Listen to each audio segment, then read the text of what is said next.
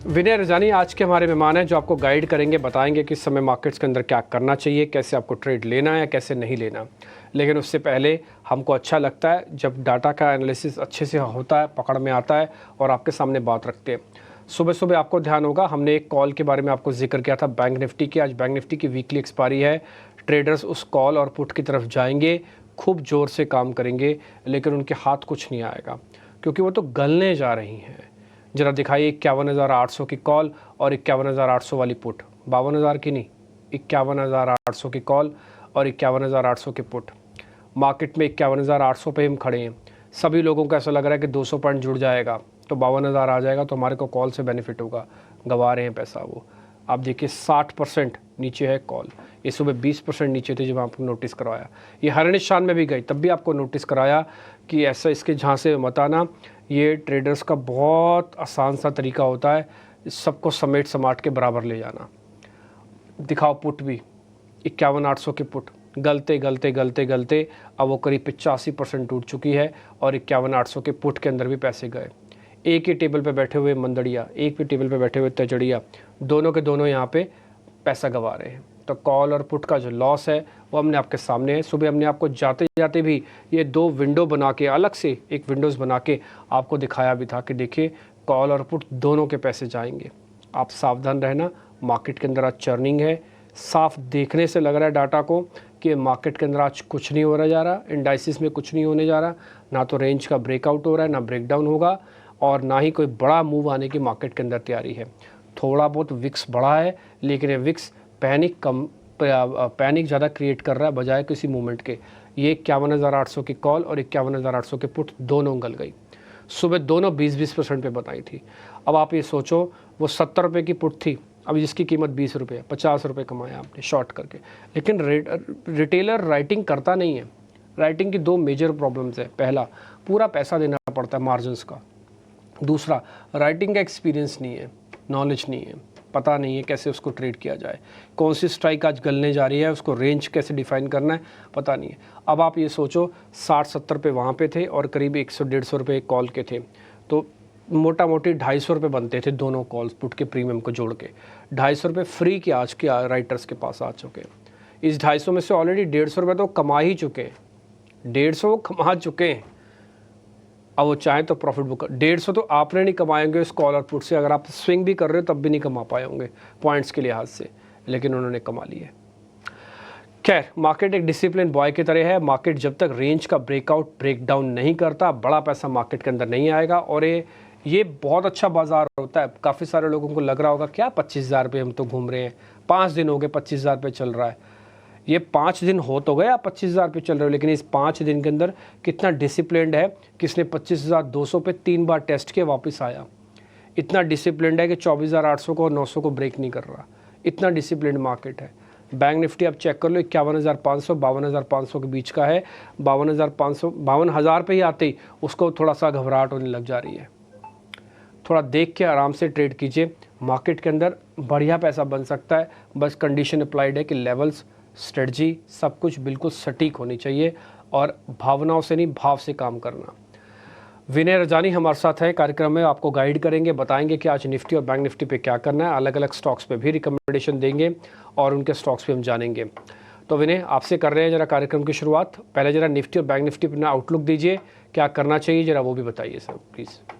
जी। तो देखिए, जैसे आपने बताया कि 25,235 का जो प्रीवियस स्विंग हाई बना था 9 अक्टूबर को, वो क्रॉस नहीं हो पाया कल के सेशन में। कल का जो हाई था 25,212 था, तो वहां पे रेजिस्टेंस लेके आज थोड़ा वीकनेस दिख रहा है। तो निफ्टी अंडर परफॉर्म कर रहा है बैंक निफ्टी के मुकाबले। और आज हमने एक छोटी सी ट्रेंड लाइन ब्रेकडाउन भी देखी है, जिसके चलते हमने एक आज के सेशन में एक continuation of a down trend देखा।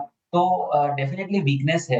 और आज के सेशन में हमने तो ये भी देखा है कि इंट्राडे में एक बार जो प्रीवियस स्विंग लो था 24,920 का, जो 11 अक्टूबर को बना था, वो भी एक बार इंट्राडे में टूट गया है। और आप जैसे बात कर रहे हैं कि रेंज बाउंड मार्केट, तो रेंज बाउंड मार्केट की खासियत ये होती है कि सपोर्ट और रेजिस्टेंस को एक बार तोड़ के भी ये ट्रेंड रिवर्स कर सकते हैं और चॉपीनेस मार्केट में ला सकते हैं। तो इंट्राडे में ऐसा हो सकता है कि 24,920 का जो लो था वो एक बार टूटा, 24,908 का लो बनाया और अभी थोड़ी रिकवरी दिखा रहा है, मार्केट ट्राई कर रहा है। मुझे ऐसा लग रहा है कि अगर निफ्टी 24 आज का जो लो वापस से टूटता है, तो फिर फर्दर वीकनेस आ सकती है। कई बार क्या होता है, चॉपी मार्केट में कभी लो तोड़ के, सपोर्ट तोड़ के फिर खींचते हैं। वही थोड़ा बहुत रिकवरी हमने देखा है, लेकिन अगर वापस से अगर लो टूट जाएगा, तो निफ्टी में और 100 पॉइंट्स की वीकनेस आ सकती है। तो ओवरऑल पोजिशनल ट्रेंड तो रेंज बाउंड ही है, लेकिन अगर यहाँ से आप ट्रेड लेना चाहते हो, तो मुझे लग रहा है निफ्टी अगर आज का लो तोड़ता है, 24,900 का लेवल तोड़ता है, तो 24,800 तक नेक्स्ट 1 से 2 ट्रेडिंग सेशन में आ सकता है। तो यही ट्रेडिंग व्यू बनाना है, और अगर ऊपर में तेजी करनी है, तो मुझे लग रहा है थोड़ा वेट करना चाहिए। अगर 25,000 के ऊपर टिक जाए, तो फिर हम इसमें ट्रेड लेंगे, तब तक एक रेंज बाउंड मार्केट बोल सकते हैं। तो इतनी कोई खास, जैसे मैं भी एक्सपेक्ट नहीं कर रहा हूँ कि कोई बड़ी मूवमेंट है, और अगर मार्केट को बढ़ना है तो आज का लो नहीं तोड़ेगा और यहाँ से ही बढ़ जाएगा, ऐसी मेरी एक्सपेक्टेशन है। ठीक है सर, डन। तो ऐसी आपकी एक्सपेक्टेशन है कि आज मार्केट के अंदर कोई रेंज ब्रेकआउट ब्रेकडाउन नहीं हो रहा, और मैं फिर से आपको बोलूँगा मार्केट सिर्फ आपको ल्योर करेगा, अपनी तरफ खींचेगा कि अच्छा ऐसे हो रहा है, ऐसे हो रहा है, होगा कुछ भी नहीं। और मैं आपको अभी थोड़ी देर पहले का एक डाटा बता देता हूँ, जस्ट मेरे पास 15 मिनट में अपडेट होता है वो डाटा। पहले मैं निफ्टी का बताता हूँ, कितने लोग ऊपर कर रहे हैं, कितने लोग नीचे। आप रफ में समझना चाहें तो मैं इसकी कैलकुलेशन दे सकता हूँ। 268 लोग बाज़ार को नीचे की तरफ धक्का दे रहे हैं, निफ्टी को, हाँ 268, और जो ऊपर की तरफ लेके जाना चाहते हैं वो सिर्फ 65 है। तो आज ऊपर वाला पलड़ा थोड़ा कमज़ोर है, तो नीचे की तरफ धकेल रहे हैं। क्या नीचे ज़्यादा धकेल देंगे? इससे ज़्यादा भी नहीं, क्योंकि सपोर्ट भी है 24,900 और 24,800, दो मेजर सपोर्ट है। एक और डाटा आपके सामने शेयर करता हूँ बंदों के हिसाब से, यानी कि लेवल के हिसाब से। हाँ, आप 1 2 3 4 5, हाँ 519 लोग, आई रिपीट 519 लोग बैंक निफ्टी को नीचे की तरफ धकेल रहे हैं, और करीब 516 लोग बैंक निफ्टी को ऊपर की तरफ धकेल रहे हैं। बैंक निफ्टी में जो टक्कर है वो बराबर की टक्कर है, इसलिए आप जो लेवल्स भी देख पा रहे हैं ना बैंक निफ्टी के, वो बहुत ज़्यादा टूटे हुए नहीं है। 31 पॉइंट है, 51,800 का इंडेक्स है, ऑलमोस्ट 52,000 का इंडेक्स है, लेकिन 52 पॉइंट भी नहीं हिल रहा।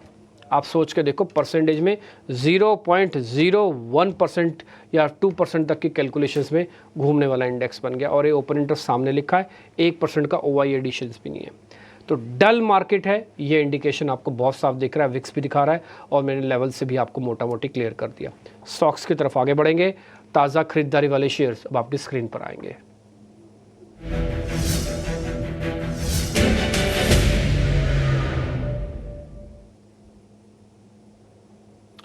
HPCL चल रहा आज, वोल्टास सुबह डाटा बहुत बढ़िया था, हमने सुबह भी आपको नोटिस कराया था, उस समय करीब ये 1.5% के आसपास था।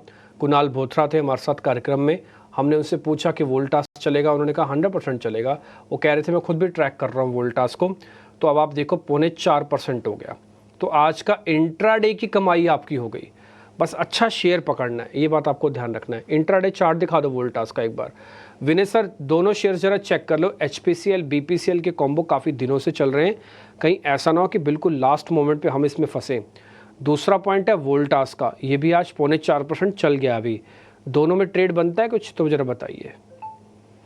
तो अगर वोल्टास का सेटअप देखें, तो वहां पे एक फ्रेश ब्रेकआउट के चांसेस दिख रहे हैं, क्योंकि वीकली चार्ट्स पे clear cut flag pattern breakout है, और एक इतना पिछले 2-3 दिनों में इसमें कोई खास मूवमेंट आई नहीं थी। आज पहला दिन है फॉलो बाइंग का, तो मुझे लग रहा है कि वोल्टास में अभी भी अपसाइड अवेलेबल है। अभी 1875 के करीबन ट्रेड कर रहा है, इसका जो ऑल टाइम हाई है 1945 के करीबन था, तो ये फुल पोटेंशियल लगता है कि ये क्रॉस कर लेगा 1945 का लेवल। तो इन दोनों की कंपैरिजन में मुझे लग रहा है कि वोल्टास में एक इस लेवल पे एंट्री लेते हैं, आप लॉन्ग करना चाहते हैं, तो मुझे लगता है Voltas risk reward ratio favourable रहेगा। HPCL BPCL पिछले 3 दिनों में अच्छी खासी अपमूव दिखा चुके हैं, क्योंकि क्रूड भी गिरावट हुई है और ऑलरेडी सब कुछ डिस्काउंटेड लग रहा है। तो 3 दिनों के बढ़त के बाद मुझे ऐसा लग रहा है कि कहीं न कहीं यहाँ पे रिस्क रिवॉर्ड रेशियो फेवरेबल नहीं रहेगा। हालाँकि पोजिशनल ट्रेंड अप है, लेकिन शॉर्ट टर्म के लिए थोड़ा रिस्की हो जाएगा। तो अगर 2 में से एक चॉइस मुझे दी जाए, तो मुझे लग रहा है वोल्टास में लॉन्ग कर सकते हैं, जो 1945 के ऊपर भी जा सकता है।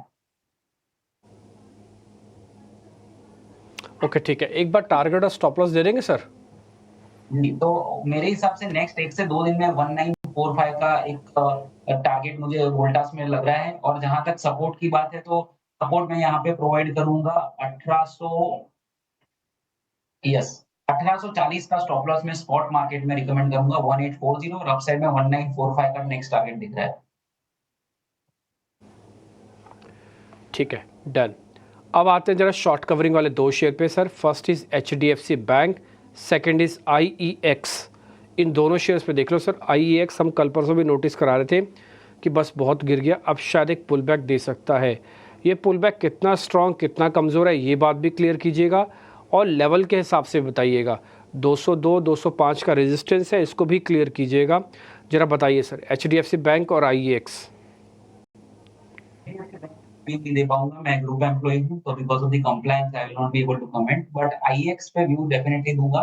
तो काफी अच्छी खासी गिरावट आ चुकी है, 244 से लेके ये स्टॉक 190 तक गिरा है। कल का अगर लो देखें तो 189 का था, आज का जो लो है वो 190 का है और वहां से 4-5 रुपए का एक रिकवरी आया है। It is too early to say कि ये रिकवरी है क्योंकि वॉल्यूम्स इतने ज्यादा बड़े नहीं है, बट एक होप है कि ये 190 के आसपास एक डबल बॉटम बनाई है। अभी स्टॉक 5, 10, 15, 5, 10, 20 और 50 दिन की मूविंग एवरेज के नीचे ट्रेड कर रहा है। तो पोजिशनल ट्रेंड और शॉर्ट टर्म ट्रेंड दोनों डाउनसाइड का ही है, बेरिश ही इंडिकेट कर रहे हैं। लेकिन जो भी लॉन्ग पोजीशन है, एग्जिस्टिंग लॉन्ग पोजीशन, मुझे लग रहा है 190 का स्टॉप लॉस आपका फिक्स है।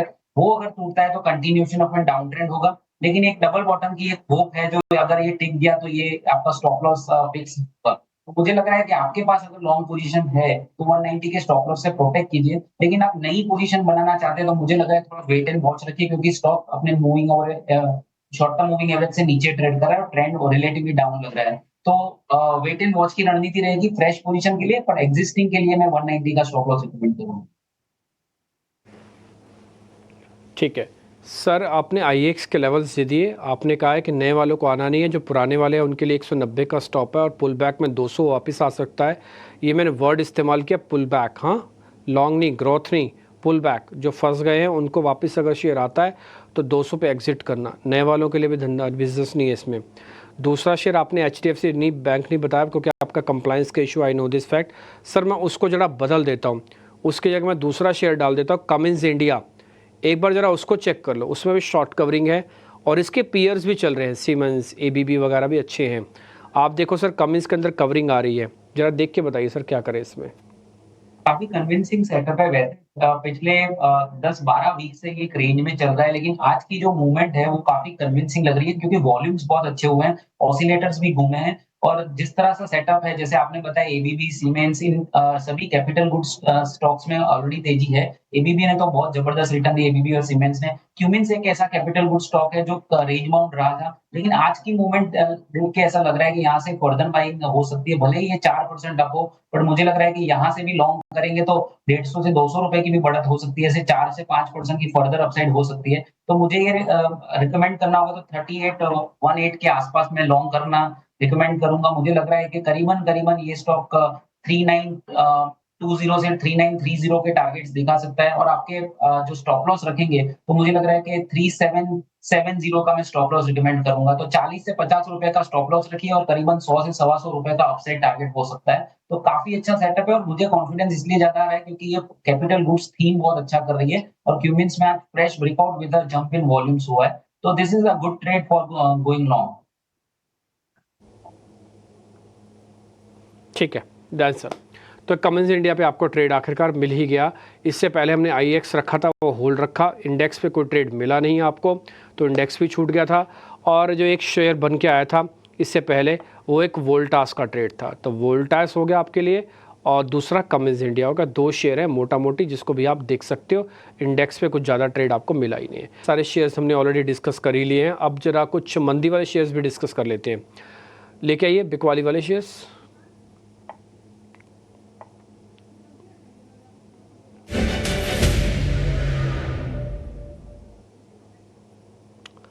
दो शेयर हमने निकाले हैं, अगर यहाँ पे शॉर्ट्स बनते हैं तो सर ज़रा बताइएगा। पहला है TVS मोटर और दूसरा है पॉलीकैब।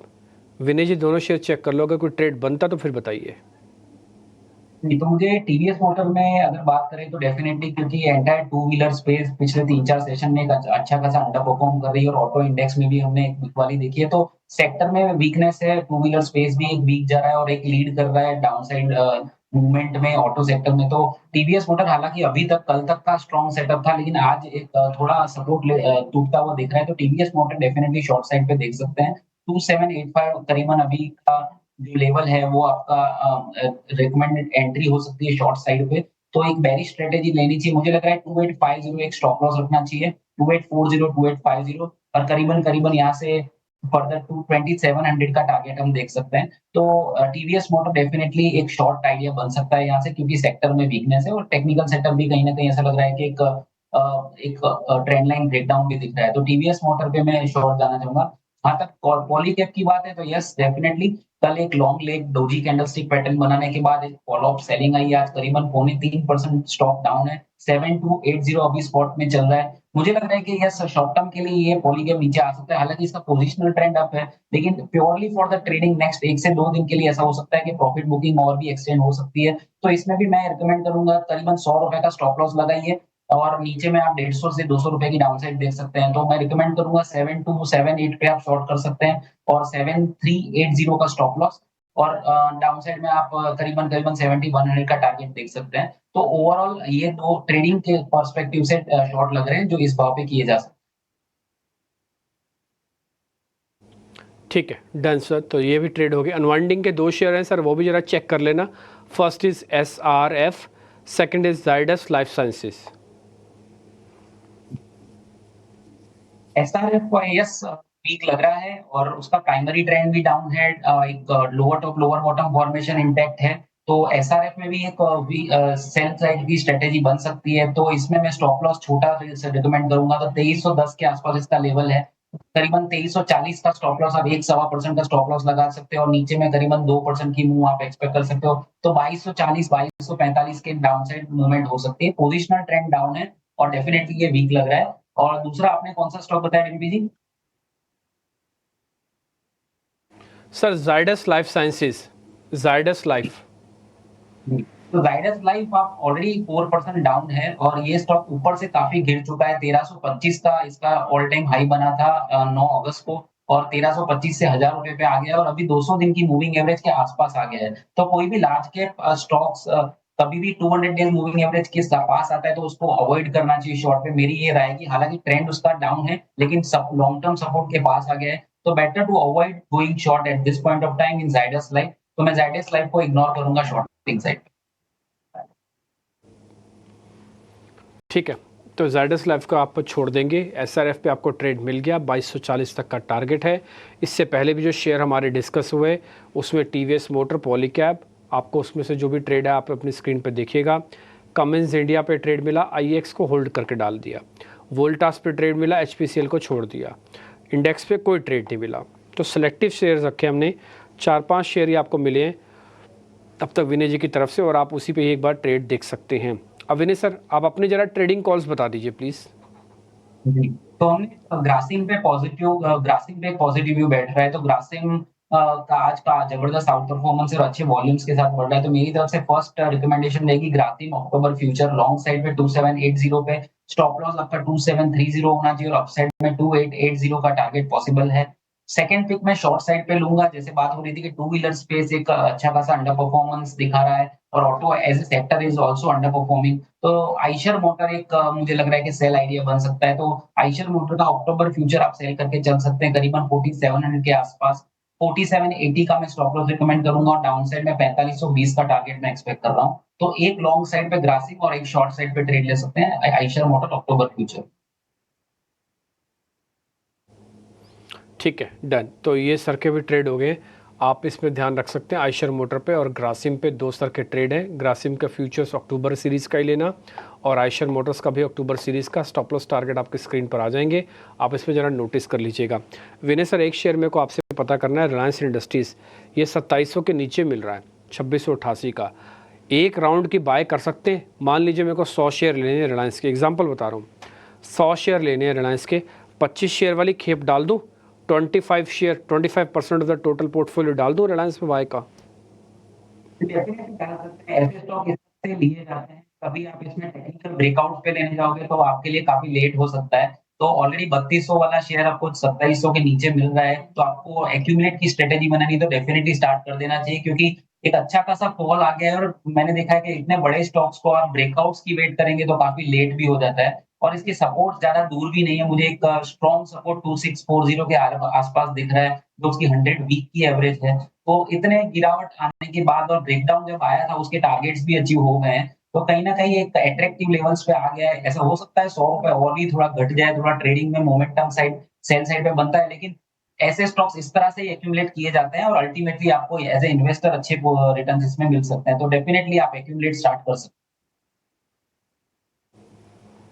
ठीक है, एकोमोडेशन स्टार्ट कर सकते हैं। 100 में से 25 पैसे डाल सकते हो आप, अगर आप डालना चाहते हो इसके अंदर। धीरे धीरे करके जिसका रिलायंस का पोर्टफोलियो है वो रीस्ट्रक्चर कर सकता है, नहीं है स्टार्ट कर सकता है, लेकिन अभी 25% पैसे डालने के साथ साथ शुरू कर सकता है। 2800 तक का टारगेट है, 26-40। लेकिन अगर आप बहुत लंबे अवधि के इन्वेस्टर हैं तो फिर 2800 नहीं, फिर बहुत लेवल पे हो जाएगा। और एक और पॉइंट मैं रिलायंस पे बताना चाहता हूँ, रिलायंस में भी 6-7 बिजनेसेस और हैं, 4-5 सॉरी, तो 4-5 बिजनेस सब धीरे धीरे करके अलग होने हैं। तो ये वैल्यू अनलॉकिंग का भी बहुत बड़ा मामला बनेगा जब भी बनेगा। ठीक है विनय सर, बहुत बहुत शुक्रिया, थैंक यू वेरी मच, आज आपने टाइम निकाला। अच्छा लगा आपसे बातचीत करके, शुक्रिया, बहुत बहुत शुक्रिया, थैंक यू वेरी मच। फिलहाल इस कार्यक्रम से इतना ही, नमस्कार।